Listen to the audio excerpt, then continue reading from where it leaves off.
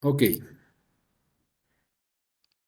continuando la clase, sabemos que esta es la ecuación y vamos a hablar ahora un poco acerca de la fuerza centrípeta, ¿no? Esta fuerza centrípeta es la resultante de todas las fuerzas radiales que actúan sobre un cuerpo en movimiento circular y viene a ser la responsable de obligar a dicho cuerpo a que su velocidad cambie continuamente de dirección, resultando en una trayectoria circular.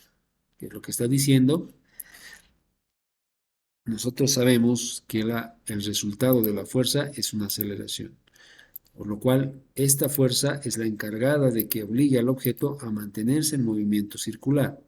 Si esta fuerza desaparece, la aceleración también desaparece, por consiguiente el objeto se va a ir en movimiento en línea recta. ¿No? Si les puedo dar un ejemplo de esto, es algo similar a que cuando uno ata dos objetos con una cuerda, un objeto en un extremo y de la cuerda, en el extremo libre de la cuerda, empieza a hacer rotar un objeto, ¿no? Empieza a hacer rotar el objeto, algo así. Estoy seguro que todos hicimos ese experimento, ¿no? Alguna vez atando una cuerda a un objeto y lo hacemos dar vueltas. ¿Qué ocurre? En el momento que soltamos la cuerda, ¿qué ocurre con el objeto? ¿Sigue en movimiento circular o se va en línea recta y se cae? Si hacemos el experimento, se van a dar cuenta que cuando nosotros tenemos agarrada la cuerda y al objeto en el otro lado, podemos obligarle a dar un movimiento circular. ¿Qué es lo que le obliga a dar el movimiento circular? Justamente la tensión en la cuerda. Pero en el momento que nosotros soltamos la cuerda, la tensión se vuelve cero y esa tensión prácticamente hace que, como es igual a cero, el objeto ya no está obligado a entrar en movimiento circular y bueno, se va disparado hacia un lado, ¿no? A ver, de momento voy a tratar eh,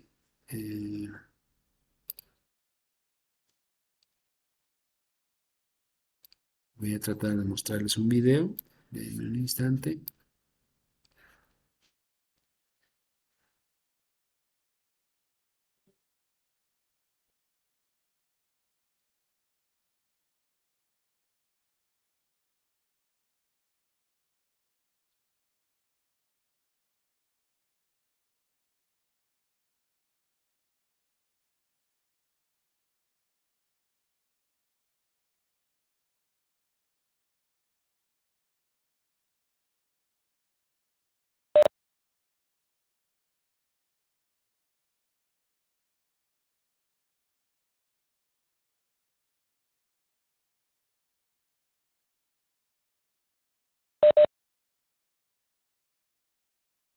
Muy bien, un momento.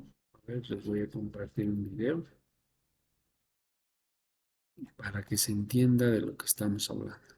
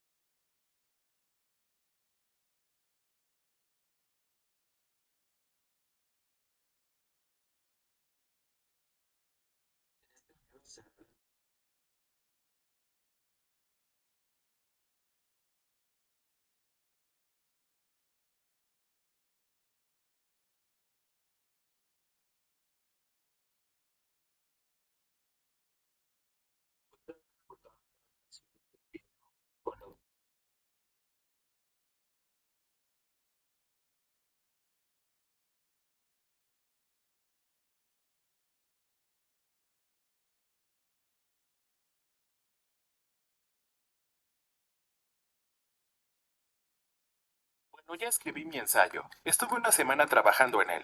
Ahora te voy a mostrar cómo lo edito con Grammarly.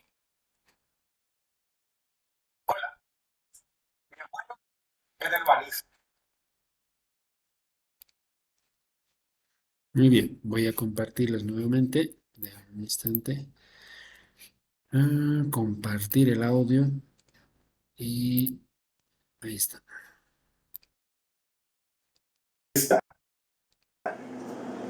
Ok, veamos este video por favor. Es justamente el ejemplo que les mencionaba. Tenemos un objeto atado con una cuerda a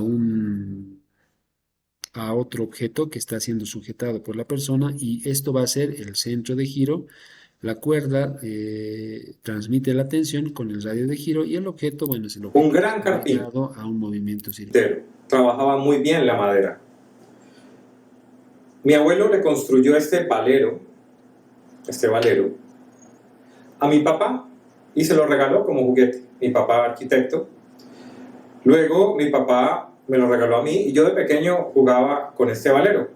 Lo encontré arreglando algunas cosas de aquí de mi casa durante esta época de Navidad y me gustó mucho recordar viejos tiempos cuando jugaba con mi papá a enchocolar la esfera en el valero. Con este valero voy a explicar entonces movimiento circular uniforme. Esta esfera voy a ponerla a girar de esta forma y esta cuerda. Han visto lo que ha ocurrido, ¿no? En el momento que la persona, esta persona le está aplicando un giro al objeto, el objeto empieza a moverse en movimiento circular. ¿Pero por qué razón? Porque existe esta cuerda. En el momento que deja de aplicar la tensión de giro, la cuerda deja de estar en movimiento circular, pero sigue atada por la cuerda. Entonces, ¿qué es lo que obliga al objeto a entrar en movimiento circular? Como habíamos dicho, es una fuerza. Esa fuerza es transmitida por esta cuerda y es transmitida por la tensión en la cuerda. La tensión también es una fuerza. Tiene una tensión que es provocada por el movimiento circular de esta esfera. Esta esfera tiene una masa de 150 gramos aproximadamente. Entonces tengo una masa de 150 gramos. Un radio, el radio del movimiento circular, que voy a determinar con esta cinta métrica. Esto que estoy haciendo son aproximaciones. Entonces, observa que da de 30 centímetros aproximadamente hasta el centro de curvatura de la esfera. Tengo aproximadamente 30 centímetros. Un radio de 30 centímetros. ¿Y cómo va a ser mi movimiento? Voy a tener un movimiento aproximadamente de esta forma. Y usando mi celular voy a determinar cuánto tiempo se demora esa esfera en dar 20 vueltas. Para eso, entonces, con el cronómetro, pongo mi cronómetro en ceros, y cuando esté en el movimiento y pase por aquí, inicio y cuento las 20 vueltas. Inicio ya. 1, 2, 3, 4, 5, 6, 7, 8, 9, 10, 11, 12, 13, 14, 15, 16, 17, 18, 19, 20. Detener. Muy bien. Listo. Mis 20 vueltas me marcaron 9.86 segundos. ¿Qué hice? 20 vueltas en un tiempo de 9.86 segundos. A partir de esto se puede calcular justamente el tiempo que tarda una vuelta. Prácticamente dividimos, ¿no? 20 vueltas dividido entre 9,86 me va a decir cuántas vueltas da por segundo y eso sería la frecuencia, ¿no? Si hallamos el inverso de la frecuencia, hallamos el periodo, bueno, pero todas esas son propiedades del movimiento circular. Lo que yo quería mostrarles justamente en esta parte es cómo el movimiento circular tiene que ser sí o sí transmitido a través de una fuerza que lo obligue a entrar en movimiento circular y que no lo suelte prácticamente, ¿no? En el momento que esta persona está haciendo girar su objeto en movimiento circular, si por alguna razón la cuerda se corta, ¿qué va a ocurrir? El objeto va a salir disparado, es decir, no va a haber nada que lo obligue a entrar en su movimiento circular. Muy bien. A ver, déjenme compartir nuevamente la pantalla.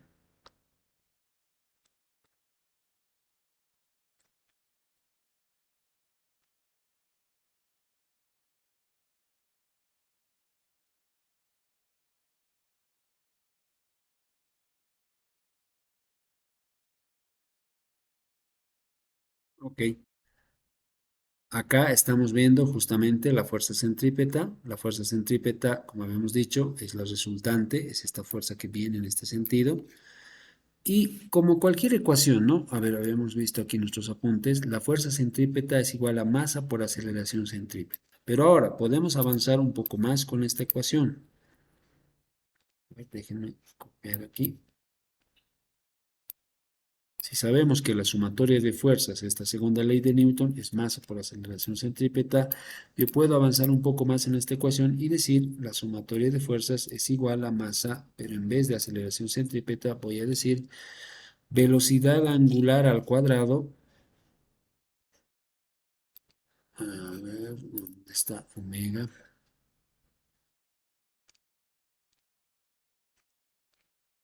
Esto es omega. ¿Dónde está mi símbolo de omega? Ok, omega al cuadrado.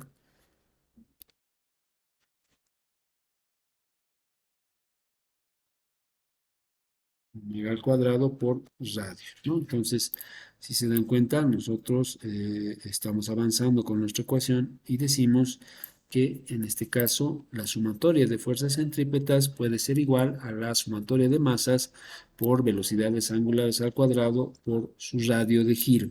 Entonces, de la ecuación principal de la segunda ley de Newton estamos mejorando y estamos avanzando a una ecuación que aplica ya la velocidad angular, ¿no? También puede aplicarse con la velocidad tangencial, ¿no? Es decir, en vez de colocar aquí velocidad angular al cuadrado, podemos colocar su variante que sería, déjenme anotarlo, la sumatoria de fuerzas centrípetas igual a la masa por la velocidad tangencial o velocidad tangencial al cuadrado dividido entre el radio. Entonces, estas serían las dos ecuaciones que vamos a utilizar para el movimiento, para la dinámica circular. ¿Ok? Muy bien, volvemos a nuestros apuntes.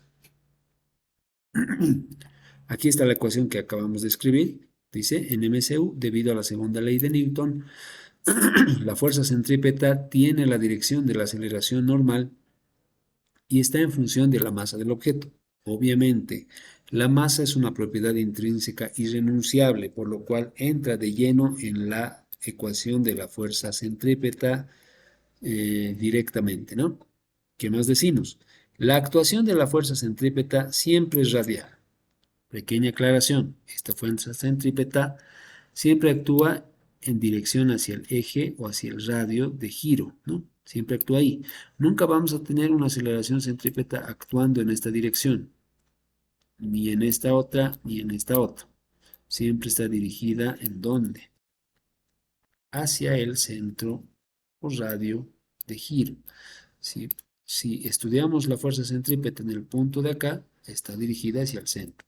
Si estudiamos la fuerza centrípeta en este punto, también está dirigida en el centro. Entonces, en cualquier parte de la trayectoria circular, si identificamos la fuerza centrípeta, esta fuerza está dirigida siempre al centro y tiene dirección, como dice el enunciado, tiene dirección radial, es decir, dirigido a este lugar, ¿no? Consideren eso, por favor, para la fuerza centrípeta, que tiene un comportamiento similar a la aceleración centrípeta. Muy bien. Es decir, está dirigido hacia el centro del círculo. Muy bien, generalizando el alcance del anterior, tenemos la siguiente fórmula. sumatoria de fuerzas, es igual a la masa por todas las aceleraciones centrípetas. Es esta ecuación que ya lo hemos tratado. Y luego está también estas dos ecuaciones variantes, las cuales ya las hemos colocado en nuestros apuntes. Muy bien, ¿qué vamos a decir? Para un sistema de fuerza, la aplicación de la segunda ley de Newton debe realizarse para la resultante de todas las fuerzas que tienen la misma dirección de la aceleración centrípeta.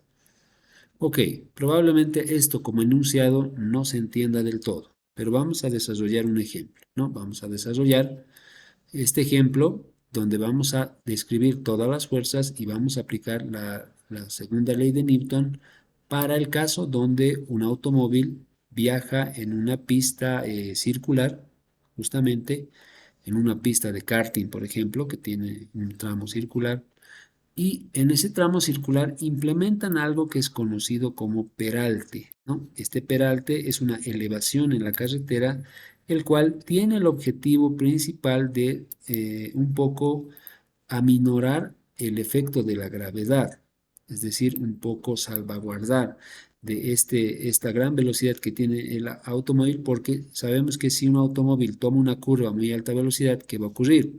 Va a salir volcado, ¿no? Entonces, para evitar volcamientos, justamente se coloca estos peraltes en las curvas. En algunas carreteras se puede ver, en nuestro país, existe un grado de peralte, aunque muy bajo, este grado de peralte existe para que los automóviles por su gran velocidad no tengan accidentes. Entonces vamos a desarrollar este ejemplo acá en nuestros apuntes de clase. Ejemplo del peralte. Muy bien. Atiendan por favor cómo vamos a hacer este análisis. Primeramente, el peralte, si yo dibujo, por ejemplo, una vista superior, sería algo así.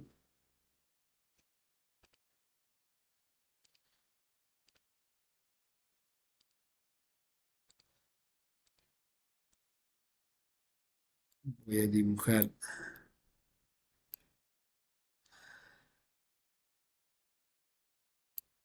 esto, a ver, déjenme ver, algo así. Bueno, un poco más pequeño, algo así. Ok, muy bien, déjenme añadir las líneas rectas.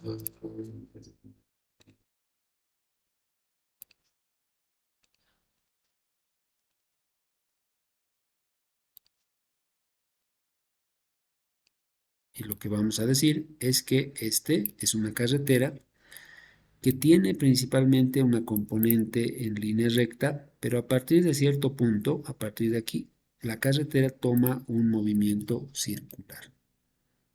Entonces toma este movimiento circular de acá y llega hasta este punto, ¿no?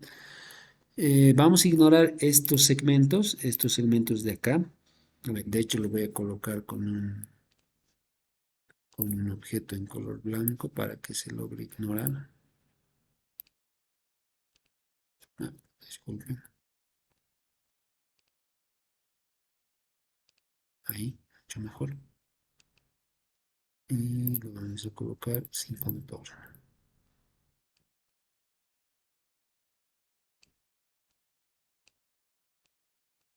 Ok. Y bueno, vamos a ignorar estos también de acá, ¿no? A ver, déjenme colocarlo así para que se entienda mejor. Si no lo coloco, bueno, no me van a entender del todo. Ok, ahora sí, se ve un poco mejor ahí, ¿no?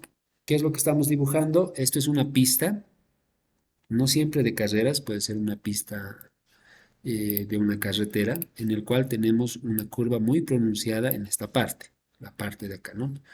Cuando el automóvil entra en esta curva, entra en un movimiento circular, por lo cual, ¿cuáles son sus propiedades? Como entra en un movimiento circular, experimenta una fuerza centrípeta. Vamos a decir que hay un automóvil que ha entrado en esta carretera semicircular. Lo voy a dibujar con un pequeño bloquecito, ahí directamente. Y bueno, ¿qué es lo que ocurre?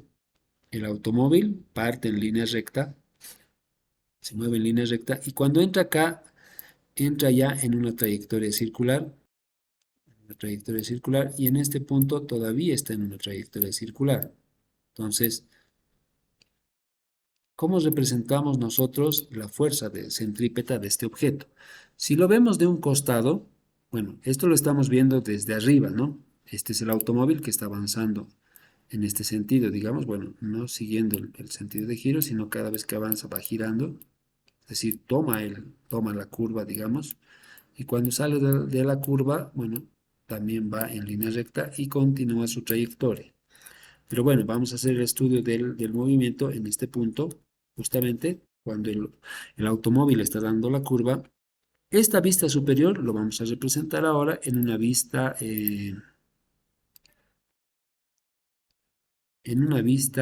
lateral.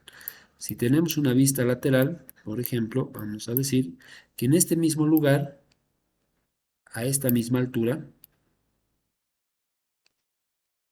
a esa misma altura, el automóvil se ve algo así, ¿no?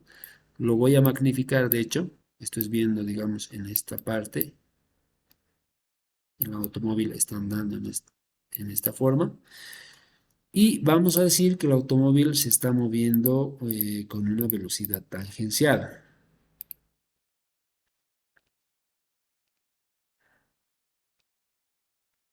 Esta es justamente su velocidad tangencial. Déjenme cambiar de color, no, por verde clarito. No, disculpe, un color naranja, ok. Esa es su velocidad tangencial y esta es su fuerza centrípeta, ¿no? Entonces, ¿qué es lo que decimos? Vamos a decir lo siguiente. Si nosotros tenemos una fuerza lateral, o perdón, disculpe, si tenemos una vista lateral, podemos decir lo siguiente. Si vemos desde una vista lateral, va a ocurrir dos cosas. Número uno, de que el automóvil va a estar recibiendo una fuerza centrípeta dirigida en este sentido,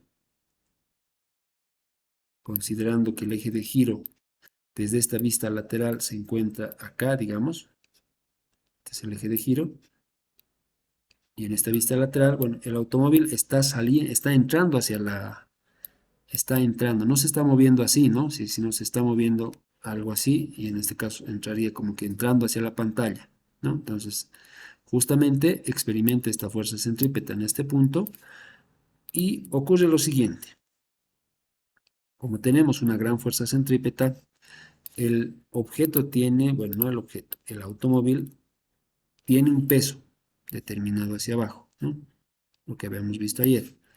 Por consecuencia de su peso, también experimenta, ¿qué? Experimenta una fuerza normal por la tercera ley de Newton. También lo habíamos visto el día de ayer. Y bueno, tiene este radio de giro. El radio de giro es esta distancia del objeto hacia el centro de giro, ¿no? Esta distancia. Por lo cual, si yo aplico mi fuerza centrípeta sería directamente a la masa por la aceleración. Se supone que aquí el objeto está experimentando una aceleración centrípeta también. Aquí experimentando una aceleración centrípeta.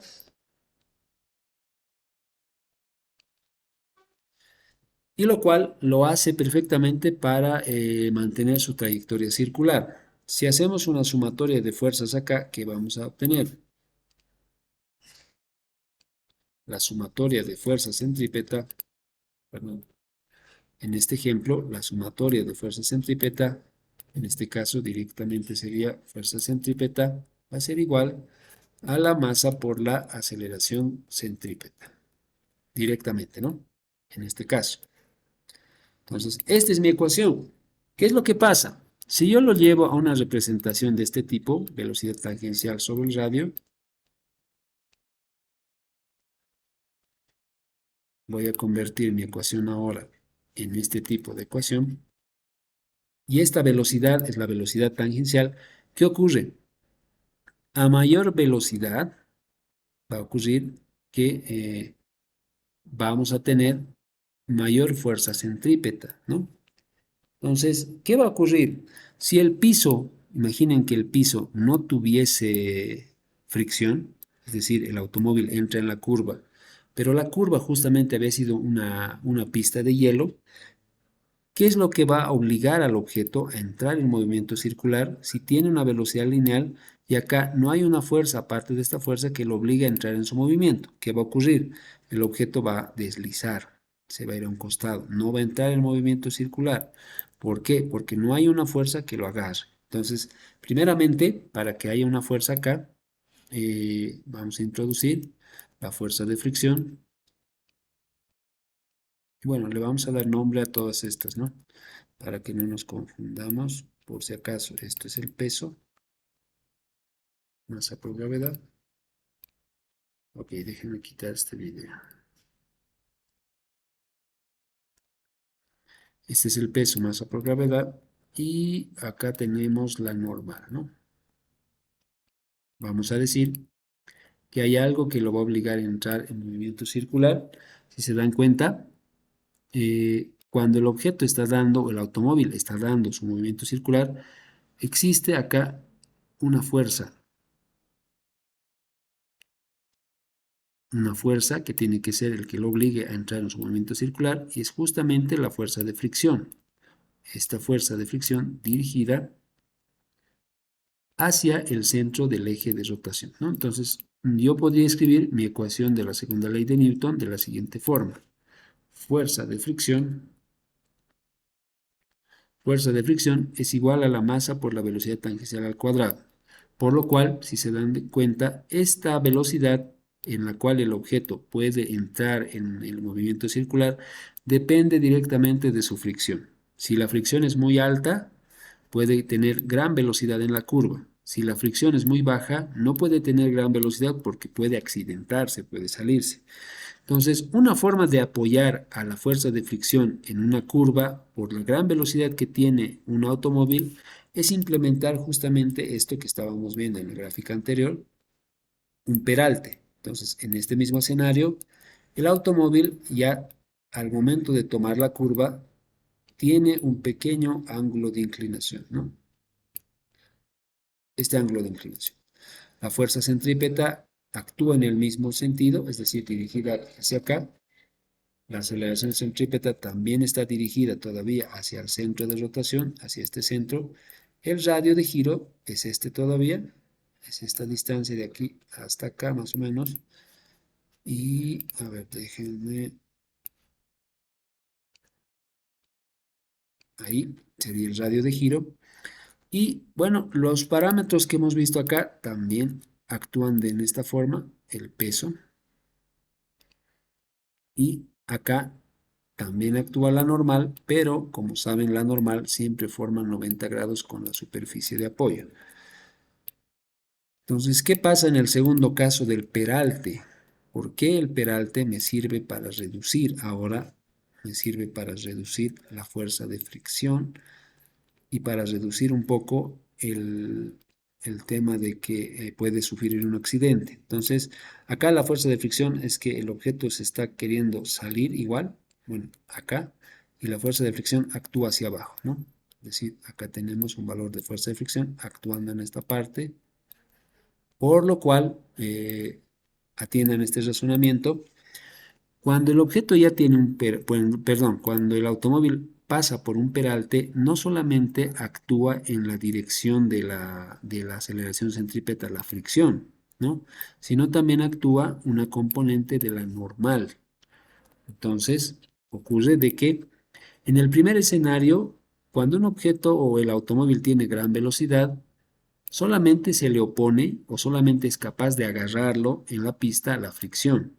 Si la fricción se vence por alguna razón, es decir, si pasa por un lugar donde está un charco de agua, reduce su fricción, la fricción va a dejar de agarrarlo y el objeto o el automóvil puede sufrir un accidente.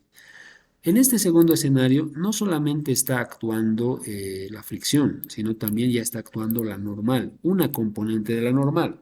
Bueno, esta componente se descompone acá, ¿no? Esta componente de la normal. Entonces, esa componente de la normal ya apoya justamente a que el automóvil no se salga de la carretera, es decir, lo retiene. Prácticamente es un mecanismo que ayuda a los automóviles a mantenerse en la carretera aún teniendo una gran velocidad. No solamente actúa la fuerza normal, sino también actúa acá la fuerza de fricción, su descomposición, ¿no? Es decir, entre la fuerza de fricción y la fuerza normal, ahora se oponen a la gran velocidad del automóvil. Entonces, cuando falla la fricción, es decir, pasa por un lugar, por ejemplo, con charco de agua, la fricción disminuye, puede llegar a cero, pero la normal todavía permanece. Entonces, la normal va a hacer que se evite que tengamos un accidente prácticamente, ¿no? Ok, eso es lo que quería mostrar en esta parte. Esto es la descomposición de la fuerza en X y la normal en X también, ¿no? Para aclarar. Ok, esa es la explicación del peralte, estimados estudiantes. Muy bien.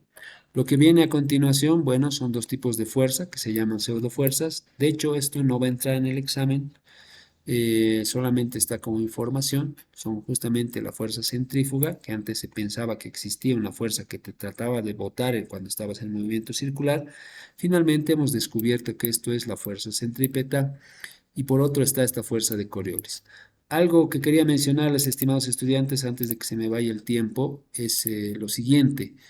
La auxiliar Mariel me ha escrito, van a pasar clases a las 5 de la tarde. Por favor, se conectan a esa hora, ya a las 5 de la tarde se van a conectar. No 4 de la tarde inmediatamente, sino 5 de la tarde, por favor, se conectan a clase de Mariel. Ya, ella va a enviar, supongo, el link en un momento, pero a partir de las 5 van a empezar las clases. Muy bien. Estas dos fuerzas no las vamos a tocar porque son fuerzas, como les digo, que no son directamente concernientes a nuestro examen parcial.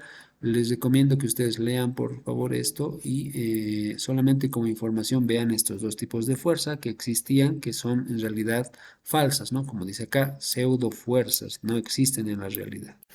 Muy bien, con esto habríamos acabado el capítulo número 7, que es un capítulo muy cortito de lo que es dinámica circular. Las ecuaciones rescatables son las que están en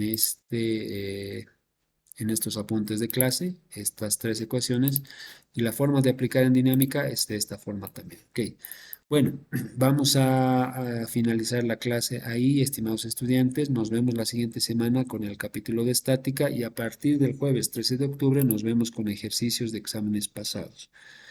¿Hay alguna duda hasta esta parte? Si es que hubiese alguna duda, estoy atento y si no, bueno, cerramos la clase de hoy hasta esta parte.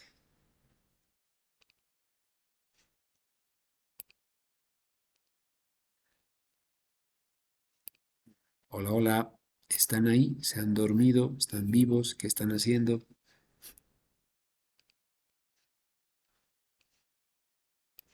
¿Me han escuchado? Hola, hola, alcen su manito si me han escuchado, si es que están durmiendo.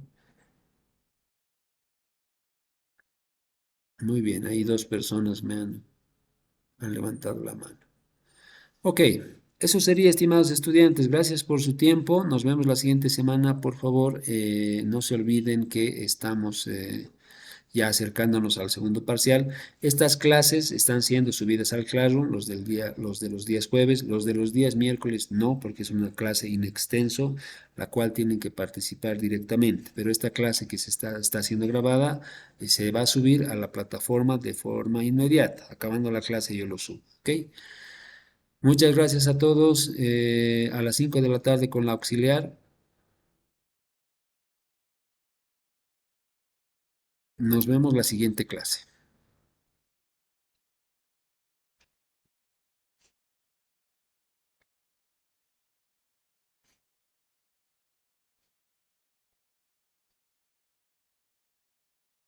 Ok, a ver. Hasta luego, Inge. Hasta luego, señorita. Muchas gracias. Voy a detener la grabación de la clase.